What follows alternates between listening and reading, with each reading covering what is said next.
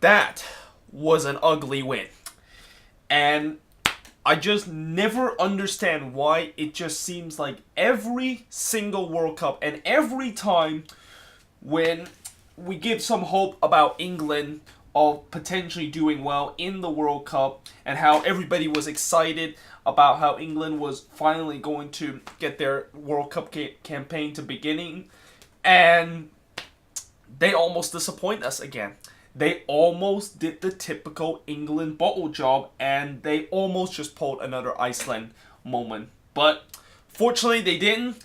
They beat Tunisia 2-1. Harry Kane, of course, rescued England from just another total embarrassment in the World Cup and a major tournament.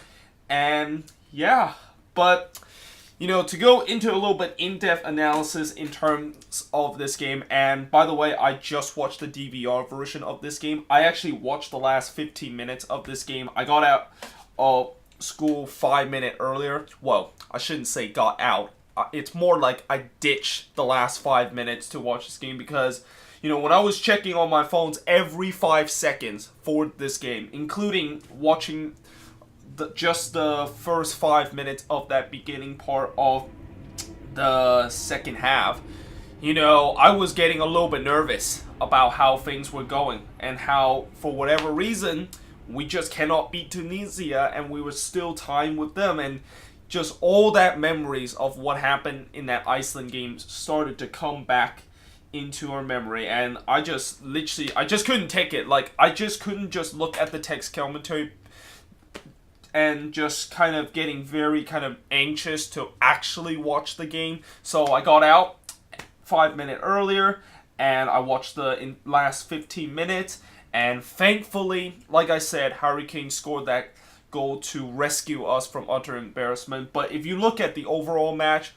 man, that was an absolute awful match and a typical England performance in the World Cup. I mean, to be fair, we kind of got started very well in the first 20 minutes. Obviously, Harry Kane scored in the 11th minute. We put so much pressure to Tunisia from the beginning, and we probably should have scored in the second minute too. I mean, in the first 20 minutes, Sterling had a chance to put it away, and then Stones also missed an open kind of goal, and we should be 3-0 up after the first 20 minutes. We shouldn't be just 1-0 up with the Harry Kane goal, which, by the way, he did a very good job, able to get the rebound after I think it was Sterling that heads it in, and it was saved by the Tunisia goalkeeper, which I do have to give my condolence to the Tunisia goalkeeper that started this game. He came off in this game with a shoulder injury. I'm not quite sure, did he dislocate it or something like that, but it seemed like he potentially could be out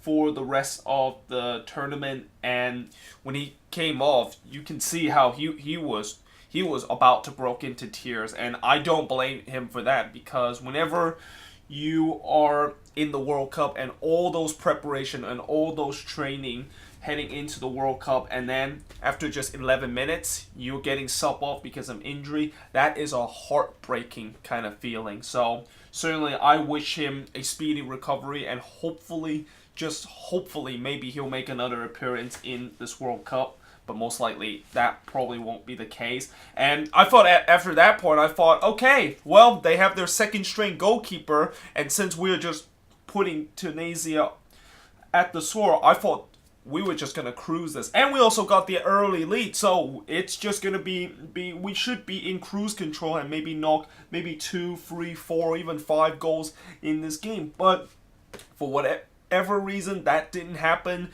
and Tunisia actually started to get back in the game after the 20th minute. And then in the 35th minute, I mean, what in the world were you doing, Kyle Walker? Why in the world did you just concede one of the most silliest penalty so far in this tournament? And I'm even going to go a little bit harsher and said that was probably the silliest penalty that we've seen any team given this World Cup. And it might be right on the border than the Umtiti kind of penalty where he basically just played volleyball in the box and gave a penalty to Australia a couple of matches ago. But the fact that Walker decided to just for whatever reason, swing his arm in one of the Tunisia player, and there was like 4 England defender around his area, and even if that Tunisia player was gonna get to the ball, there would be 4 England defender trying to tackle him. There was really no need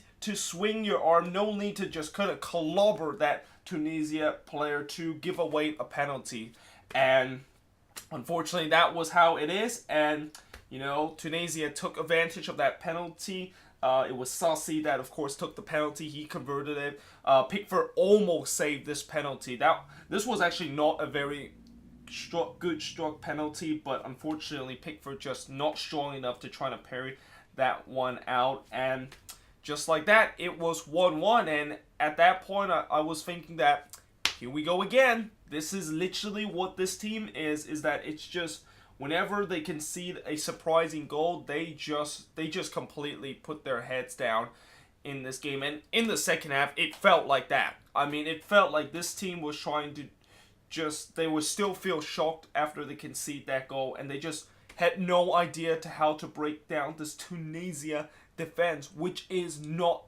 I mean, they act like this defense by Tunisia are defense that has the quality of Germany, Belgium, France, or even Brazil. I mean, it was just incredible how bad the way that we played throughout this whole game. There was just no creativity whatsoever, and the defense was at times very lackluster. And it looked like we were potentially going to head it with another embarrassment resort.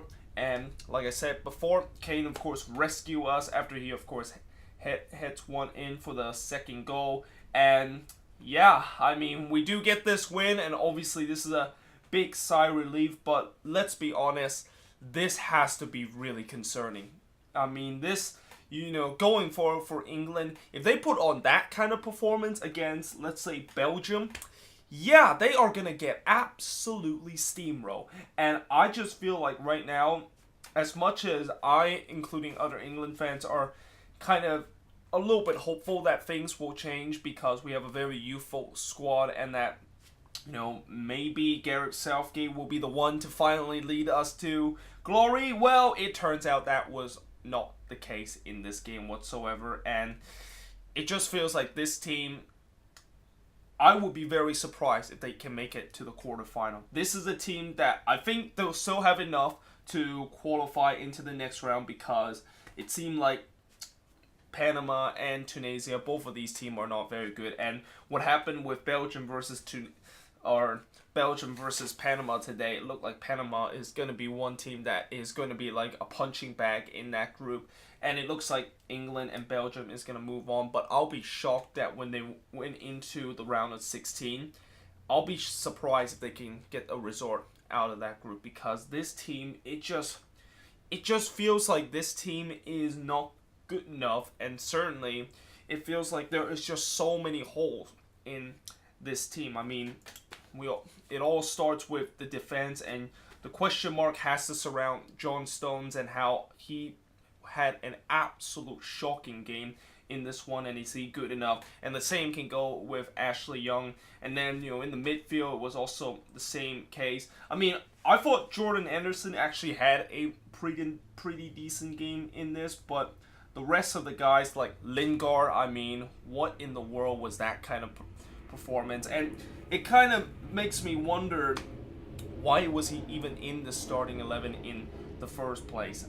But either way, it is what it is. We got to move on in the next match.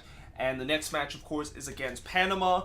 And if we can win that game against Panama, then definitely we're going to be moving on into the next round. Well, depending on what Tunisia did. But most likely, I think England would be moving on into the next round if they beat Panama. And that is a big if right now, because the fact that this team cannot break down a Tunisia defense and having such a tough time against teams that they should have beat, there is no guarantee that we can easily beat Panama. Oh, man. Either way, moving on to the next two match. The other two match to talk about. So, Belgium, of course, beat Panama 3-0. And this game was kind of like what you expected, with Belgium pretty much putting all sorts of pressure against Panama. Panama was just defending for their lives in majority part of this game, but eventually they concede a goal. They kind of hold their shape for the first 45 minutes, but unfortunately it was inevitable that they were eventually going to concede a goal. And I think for Panama, one thing that they might be, I would say, a little bit happy is that if they do concede a goal, then why not be an absolute banger by Dries Mertens. I mean, holy crap, what a goal that is from Dries Mertens. Certainly, you could say that might add into the collection of potentially the goal of the tournament so far. And Belgium got that lead, and it was very crucial that they got that lead because we talk about how during this tournament a lot of big teams, when they face against like the smaller team or the dark horse team, they always tends to fail.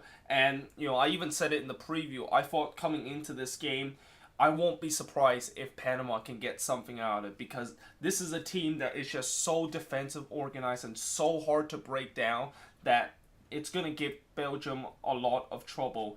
And it definitely looked like that way for the first 45 minutes, but unfortunately that goal really kind of changed things. Although, to be fair, Panama actually had some chances to equalize them and despite the fact that they were pretty much always on their own half, and Belgium pretty much just dominated the possession, Panama had some chances of their own, and especially right, I think, around the 55th minute, where Michael Morello, who plays for the New York Red Bulls, the right back of the New York Red Bulls, he had a one-on-one, well, I wouldn't say a one-on-one opportunity, but he had an amazing chance to try to put that one in the back of the net. I mean, it was good save from Thibaut Courtois, but still, if you're going to be if you're going to go into this game and expect to get something out of it, you got to finish that chances. Like, that is really probably the only real chance that Panama had throughout this whole game. And if you don't take advantage of it, then most likely Panama will potentially lose it. And imagine if that one went into the back of the net, how much difference I think this game will. I really think if that one would have been in the back of the net, if Murillo could just put that one in the back of the net, then I really think that Panama can potentially get a point out of this, because they're going to go back to their defensive shape. They're going to really make Belgium tough to break down, but unfortunately that wasn't the case. And the game eventually kind of opened up a little bit, because Panama really need to go for it since they're down 1-0, and that kind of leaves some gaps for a couple of players. One of them, of course, was Kevin De Bruyne. That seems like he was involved in the game in the second half a little bit more often. Well, he was kind of involved in the first half, but he was getting better looks when he's trying to cross those balls, when he's trying to do his amazing creativity skill that has been kind of, he wasn't really doing that in the first half. And eventually in the 69th minute, he put just a perfect pass to Lukaku, and Lukaku basically was in the back post to meet that cross, and he basically buried it for the second goal. And then Lukaku, of course, get another goal and get the brace thanks to Eden Hazard playing a very wonderful ball to him, to Lukaku. And yeah, Belgium, of course, winning 3-0. This was certainly a win that I was expecting England to kind of have against Tunisia, which, by now they didn't. But, for Belgium, obviously this is a good win, and with the way that they are playing, you could say that maybe now they are the favorites of potentially winning the World Cup. Although, saying that, it feels like every time when I say a team that are favorites of winning the World Cup, that team tends to fail in their World Cup game. So I don't want to curse and I don't want to jinx Belgium in their next game, but I just think that with the way that they perform and how they were really, I think Belgium were the only team I can say when they play against a smaller team that have looked very convincing in terms of the win. And it looks like they just do their job very professionally and able to get the job done out of all the other teams so far, then you would think that can win this tournament. So we're going to see how Belgium will do in their next game against Tunisia.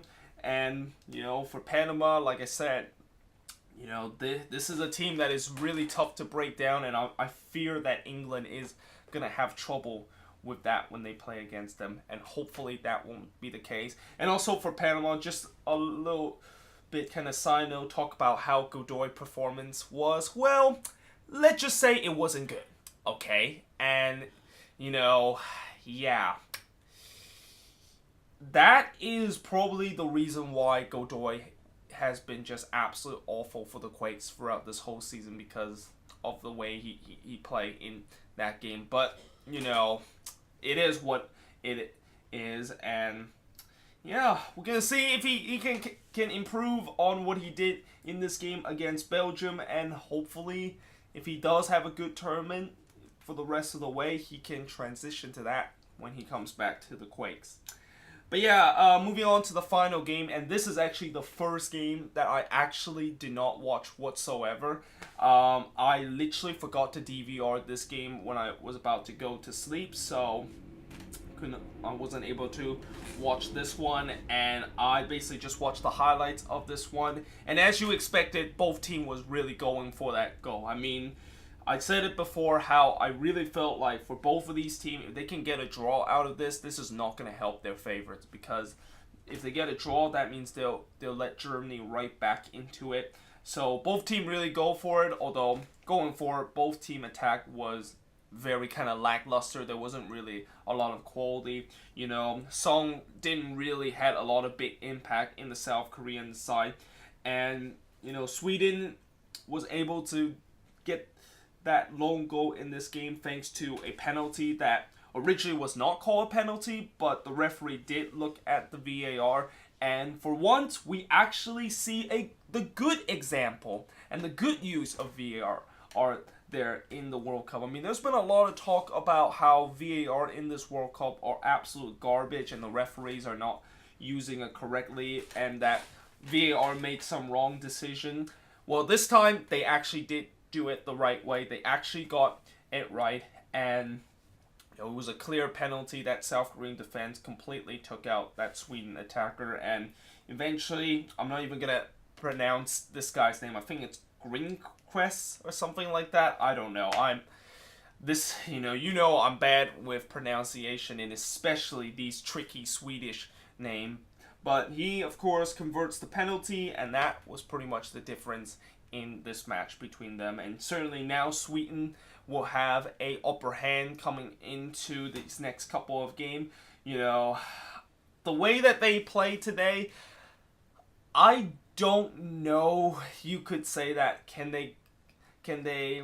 you expect them to play the way they did today and expect them to win a game against Mexico and Germany, because let's be honest, with the way both teams play in this game was not very good whatsoever. And I know I've been saying that Sweden is kind of the Iceland of the World Cup, the other version of Iceland, because they don't have a lot of talent on their squad, but they're very kind of compact and stuff like that. And they were in some part of this game, but I just think the quality of this team is just definitely not as good as Iceland. And if you wonder when they play against Mexico and Germany, if they have trouble in that, I don't know if they can even move on to the next round, even though they got this crucial 3 points. And for South Korea, well, thanks for playing this World Cup, because good luck when you play against Mexico and Germany. You will potentially get absolutely destroyed, but at least thanks for participating in this World Cup.